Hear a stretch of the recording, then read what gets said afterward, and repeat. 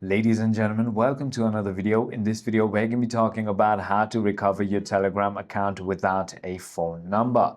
Well, unfortunately, recovering a Telegram account without the original phone number is not possible unless you have an active session logged in into your PC or other phone or something like that. Or you could also use a recovery email, or if none of it works, you could try to contact Telegram support. So in order to do so, all you need to do is simply go ahead and open any browser that you prefer using. And now on the browser, you want to go to support.telegram.com.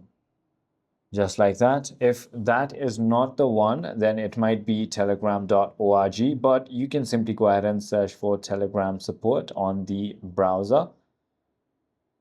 Just like that. And all you need to do is simply go ahead and tap on the first option. This is where you can simply go ahead and describe your problem. You can enter your legal name, and then you can enter your email and your phone number, and their support team is going to be in contact with you.